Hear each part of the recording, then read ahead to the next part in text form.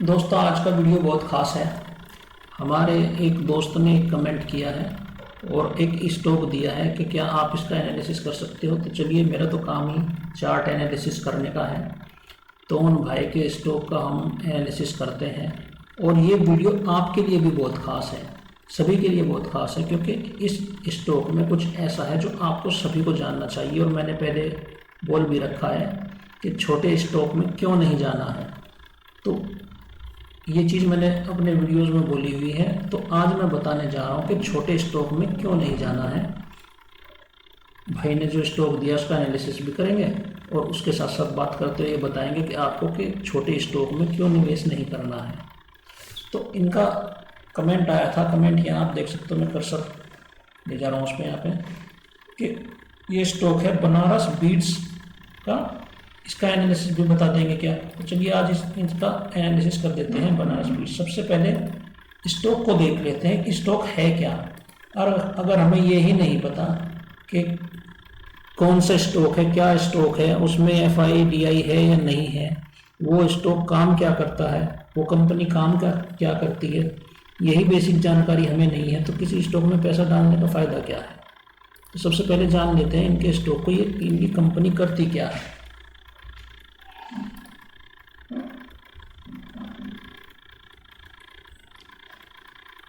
1980 में स्थापित कंपनी है और ये मैन्युफैक्चर सेक्टर में है। हैंडीक्राफ्ट आइटम बनाती है और नेकलेस, ज्वेलरी वगैरह के आइटम ये बनाती है। लेकिन ये पेनी स्टॉक है।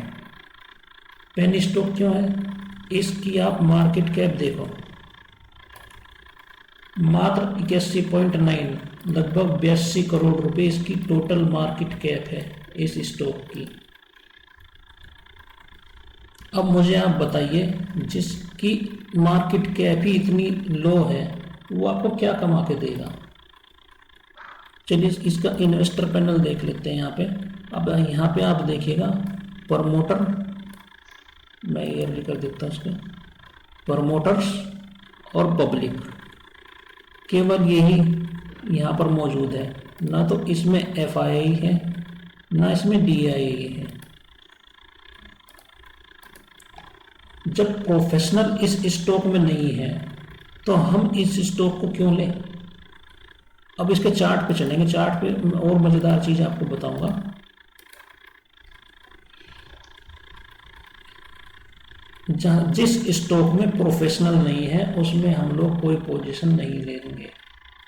सबसे पहली चीज़ तो यही ख़त्म हो जाती है। अगर इस स्टॉक के बारे में भैया मुझसे एनालिसिस मांग रहे हैं तो ये स्टॉक मैं नहीं लूँ। अगर मुझे डिसीजन लेना होता तो मैं इस स्टॉक में एक भी रुपया ना डालता।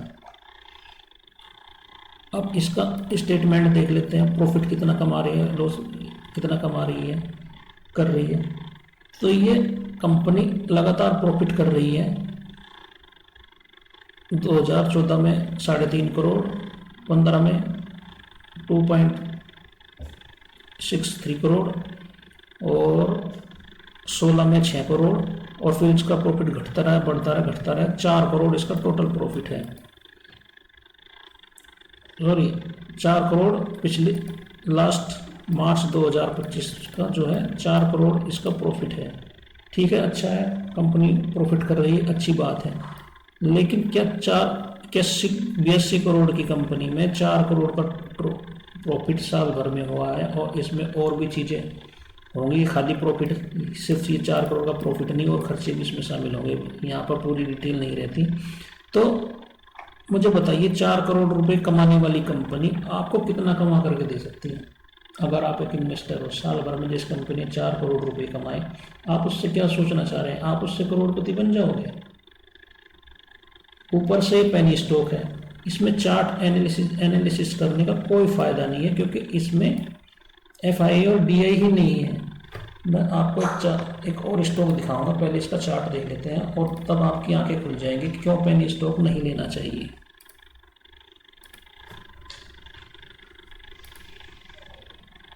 ये बनारस बीट्स, ये इसका चार्ट है, इसको डेटा एंट्री पे करते हैं।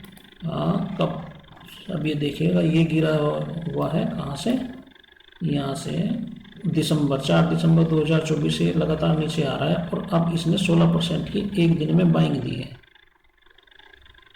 16% की बाइंग दी है एक दिन में, ठीक है। और ये पेनी स्टॉक चल रहा है, लगातार चल रहा है। और ये देखिए ये आया था 2017 में, 2017 में 98 रुपये की प्राइस पर आया था और फिर इसने 2-3 साल लगातार ये डाउन ही चलता रहा। ये कितने 26 रुपये के पास 23 रुपये के आसपास इसका फिर डाउन साइड आया और फिर ये ऊपर चला। अब केवल इसमें प्रमोटर और पब्लिक है। अब प्रमोटर होने का सबसे बड़ा नुकसान क्या होता है, खाली प्रमोटर अगर किसी उसमें होता है तो शायद मुझे मिल जाए। ये है रिलायंस कम्युनिकेशन, शायद यही है, हाँ जी ये रिलायंस कम्युनिकेशन है और इसका करंट प्राइस 1 रुपये चल रहा है। रिलायंस कम्युनिकेशन है अनिल अंबानी साहब की कंपनी, ठीक है साहब।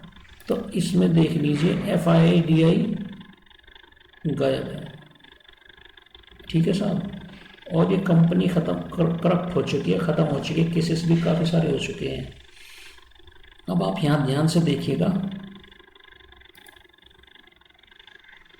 2017 में प्रमोटर की जो होल्डिंग थी वो लगभग एकदम 59% लगभग 60% के आसपास थी प्रमोटर की होल्डिंग। 2018 में मतलब जो लोग मालिक हैं उनकी होल्डिंग 53% हो गई, घट गई। 2019 में 22% रह गई, 2020 में 5% पर आ गई और अब 2 जून 2025 तक आते आते 0.78% रह गई। जो प्रमोटर्स थे यानी जो अंबानी जी थे, अनिल अंबानी, वो इसमें 0.78% की फिलहाल इसमें होल्डिंग है 2025 में, ठीक है भैया। FI ने 2017 में 14% इसमें होल्डिंग दी थी, फिर 8% कर दी, 19 में फिर 8% और फिर 20 में 3%, और इस तरह करते हुए FI इससे बाहर निकल गए। क्यों निकल गए? ठीक है, ये तो इतनी बड़ी कंपनी थी। DI भी अब इसमें से निकल रहा है, लेकिन फंस कौन रहा है? आप ध्यान से देखना, यहाँ 2017 में 60% था, पब्लिक थी 15%। नुकसान किसका हुआ है? 2018 में 53% प्रोमोटर थे, 8% FI थे, 6% DI थे, 15 से पब्लिक हो गई 30%, ठीक है साहब। 2019 में 53 से 22% प्रोमोटर मालिक लोग थे, वे 22% पर आ गए और पब्लिक हो गई 58%, यानी जनता को स्टॉक चेप दिया। अभी इसमें एक और बड़ी चीज मैं आपको दिखाऊंगा, वीडियो आखिर तक देखना। 2020 में 5% रह गए, पब्लिक हो गई 86%, सारा पैसा पब्लिक के जिम्मे, सब कुछ पब्लिक को चेप दिया, ठीक है भैया। आने वाले अब आगे बढ़ते चलिए और लास्ट में आ जाइए। ये देखिए प्रमोटर हो गया 0.78% और पब्लिक हो गई 93.57%। देख रहे हैं आप, सब कुछ पर्ची जो फटी है वो पब्लिक के नाम पे फटी है। ये वीडियो बहुत गहरा है, डीप एनालिसिस का है। स्टॉक चुनने से पहले आपको इस बात का बहुत ध्यान रखना है कि आप कौन सा स्टॉक खरीद रहे हैं, उसमें क्या है। अगर आपको स्विंग भी करना है, जैसे कि मैं आपको बताता हूँ, स्विंग भी करना है तो किसी छोटे स्टॉक में कभी मत करिए। आपका पैसा बड़ी मेहनत से कमाया हुआ पैसा है, उसे यूं ही बर्बाद नहीं कर सकते। तो जैसे कि आपने देख लिया कि यहाँ पे 93 लगभग 94% अब पब्लिक है और प्रमोटर भाग चुके हैं और ये DI बचा हुआ है। DI 4.38% बचा हुआ है। अब इसमें एक जादू देखना आप देखना कि DI में कौन फंसा हुआ है। 4% में life insurance corporation of India, LIC, ठीक है साहब। इसकी 4.13% होल्डिंग इसकी इसमें फंसी हुई है। कंपनी बिल्कुल खत्म हो चुकी है और ये साहब अभी भी इसमें होल्डिंग लिए हुए बैठे हैं। देख रहे हैं आप कितना झोल चल रहा है। LIC जो है इसमें 4%। प्रमोटर भाग गया है, प्रमोटर बिल्कुल निकल चुका है, लेकिन LIC अभी भी इसमें पोजीशन लिए हुए बैठी है। तो पेनी स्टॉक में, ये तो अनिल अंबानी के स्टॉक का हाल है, तो पेनी स्टॉक में कतई नहीं जाना है। जिस सीधा सा फंडा है, जिस भी स्टॉक में FII या DII नहीं है, उस स्टॉक में कोई एंट्री नहीं लेनी है। और भाई साहब का ये जो स्टॉक है, इसमें हमारा ना तो FII है ना DII है, पब्लिक है, पब्लिक पी से पगले ये है, और प्रमोटर है। ये प्रमोटर कब पब्लिक को अपना सारा स्टॉक चेप देंगे, आपको पता भी नहीं लगेगा।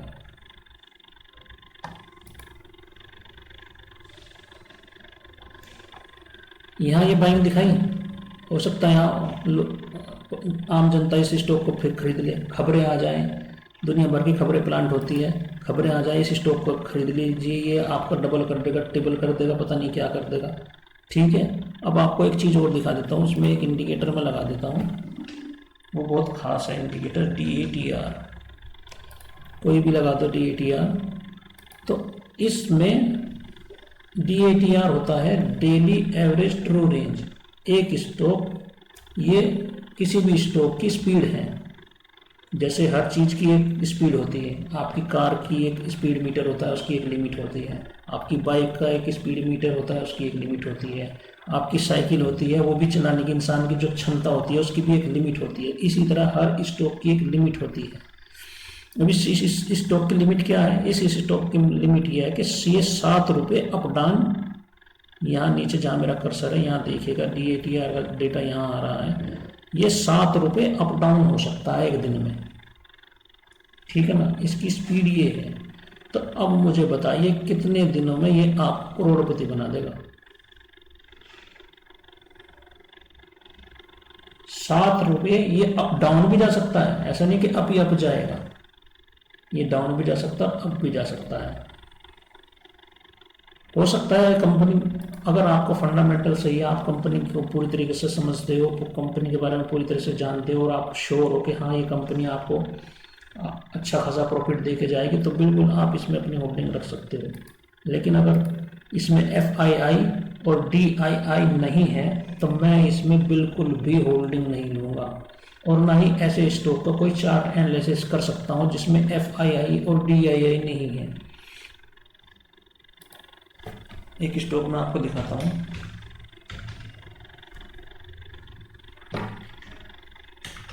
HDFC बैंक, ठीक है साहब, मार्केट कैप देखिए आप,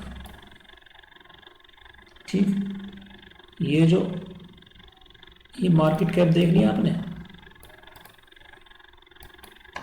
SBI को सबसे बड़ा स्टॉक बोलेंगे लोग, लेकिन सबसे बड़ा स्टॉक HDFC बैंक है, जिसमें पैसा सबसे ज़्यादा है, ठीक है। होल्डिंग देखिए आप FII की, प्रमोटर निकल चुके हैं इसमें से, आप ध्यान देखिए 2023 से बाद में प्रमोटर इसमें से निकल चुके हैं, और पूरा कंट्रोल FII ने संभाल लिया है।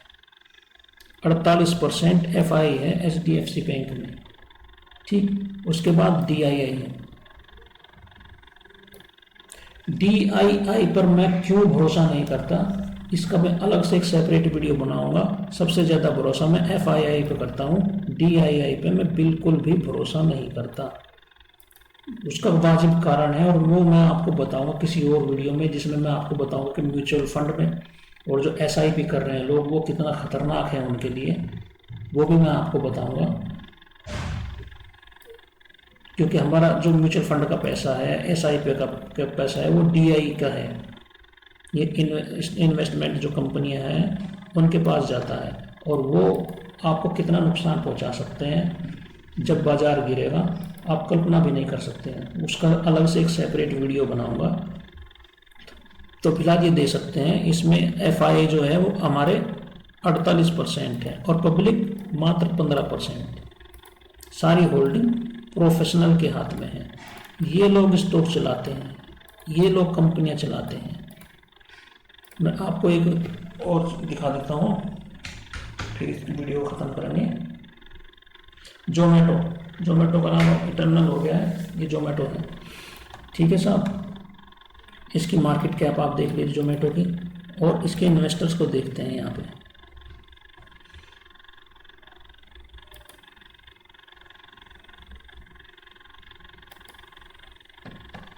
जोमेटो में FII, ठीक है साहब, लगातार होल्डिंग संभाले हुए हैं, ये देख रहे हैं आप। जो लोग, जो प्रोफेशनल्स कंपनियां रन कर रहे हैं, क्या उनमें दिमाग नहीं है? क्या वो ये छोटा स्टॉक वो नहीं ले सकते? वो एनालिसिस नहीं कर सकते? उनके पास पूरी टीम है, पूरा स्ट्रक्चर है, उनके पास प्रोफेशनल बंदे हैं, सब कुछ है, लेकिन वो किसी छोटे स्टॉक में क्यों नहीं जाते? जोमेटो में चले गए, वे स्विगी में क्यों नहीं गए? कोई तो बात रही होगी। इतना पैसा उन्होंने लगाया हुआ है कि लगभग आधे स्टॉक की होल्डिंग उनके अपने पास है। पब्लिक के पास कितनी है? पब्लिक के पास कितनी है? पब्लिक के पास 5%, 6%। जो स्टॉक पब्लिक के पास है, समझ लीजिए उसमें कोई झोल है, और जो स्टॉक पब्लिक के पास नहीं है, सॉरी 25%, ये अदर्स है, 25% पब्लिक के पास है ये स्टॉक, ठीक है। तो जो स्टॉक पब्लिक के पास कम है, समझ लीजिए, और इंस्टीट्यूशन के पास ज़्यादा है, तो समझ लीजिए वो स्टॉक आपके काम का है, उसी में आप स्विंग करिए, उसी में आप निवेश करिए। उसकी आमदनी क्या थी? उसकी कमाई थी 4 करोड़ रुपए सालाना, और ये जोमेटो की है। जोमेटो की कमाई फिलहाल इस साल 546 करोड़ रुपए की है। तो जो स्टॉक खुद बेचारा कम प्रॉफिट में है, वो आपको कैसे करोड़पति बनाएगा? तो इसके चार्ट का एनालिसिस करने का मेरा कोई मतलब ही नहीं, मैं इसमें कोई पोजीशन नहीं लूँगा। और आप लोग भी पेनी स्टॉक को छोड़ दें, पेनी स्टॉक में कतई ना जाएं, उसी स्टॉक में जाएं जिस स्टॉक में प्रोफेशनल्स हैं। चलिए इस वीडियो में इतना ही, मिलते हैं अगले वीडियो में।